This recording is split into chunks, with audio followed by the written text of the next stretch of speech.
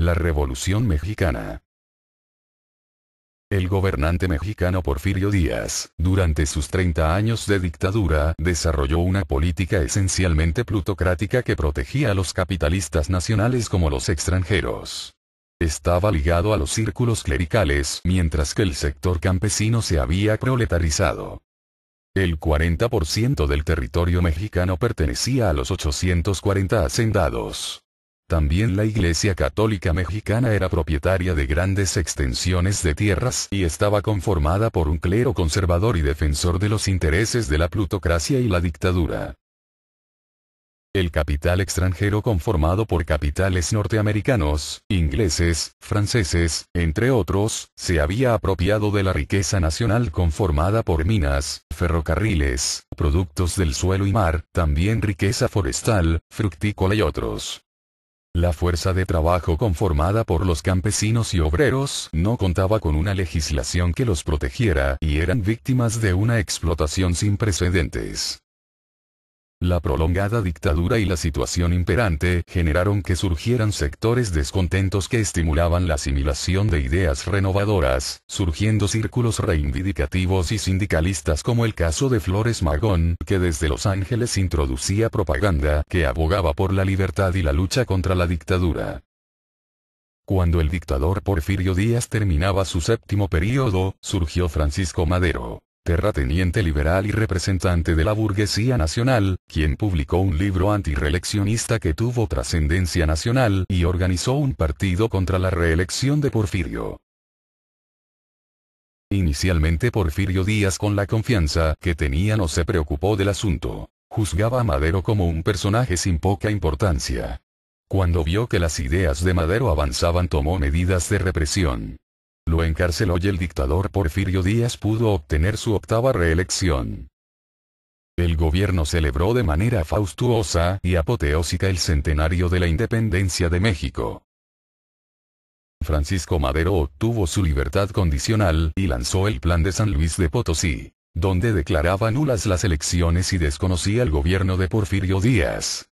Fugó a Estados Unidos y se entregó a la organización del movimiento revolucionario.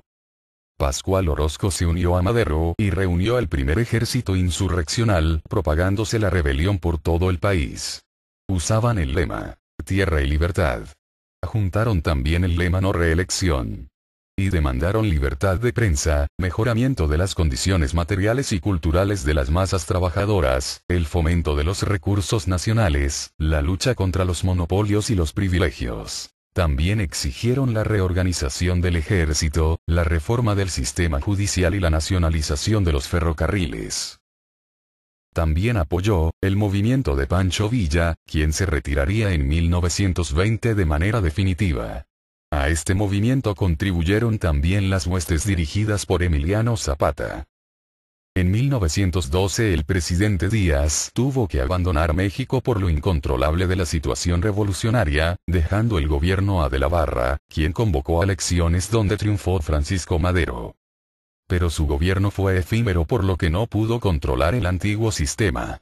En este periodo se desarrollaron movimientos campesinos que inicialmente los había apoyado, pero al no ver reformas radicales, se pusieron en contra del gobierno de Madero. En el sur de México Emiliano Zapata protestaba y al no ver la ansiada reforma agraria, llamó a los campesinos a la rebelión armada hasta que murió asesinado. Igualmente en el norte Pascual Orozco se ponía en contra de Madero pero fue controlado. Ante el estado de insurgencia a principios de 1913 los sectores clericales, latifundistas y militares conspiraban contra Madero para restaurar el régimen prerrevolucionario. Al general Victoriano Huerta, comandante de las Fuerzas Armadas, se le confió la dirección para aplastar la rebelión que estalló en la capital del país. Sin embargo, Huerta traicionó su misión y tras una violenta irrupción en la residencia presidencial, Madero y sus acompañantes fueron arrestados para luego ser vilmente asesinados. Huerta se quedaría en el poder de 1913 a 1914. Los deseos revolucionarios de cambio por parte del pueblo mexicano estaban vivas y el general Venustiano Carranza, después de un periodo de lucha, expulsó del poder a Victoriano Huerta. Las reivindicaciones de la revolución se acentuaron por exigencia de obreros y la burguesía progresista. Se proclamó la Constitución de Querétaro en 1917, que declaró la jornada de las 8 horas de trabajo, el salario mínimo, la indemnización por accidente de trabajo, seguro de invalidez y de retiro, la reforma agraria, la nacionalización del petróleo, entre otras leyes a favor de la población. Carranza no pudo cumplir con las promesas por su compromiso con las clases dominantes, siendo destituido en 1920. El general Álvaro Obregón se hizo del poder y desarrolló una política prudente ejecutando la reforma agraria. Pero lo fundamental de su gobierno fue la reforma educativa dirigida por José Vasconcelos a través de originales métodos para disminuir el analfabetismo, ampliando las universidades a las clases populares, incorporando en la ley de educación la obligación del Estado para con la educación y su responsabilidad para con los incapacitados y huérfanos. A la muerte del general Obregón, se produjo en México un periodo de caos y supresión de los derechos democráticos logrados.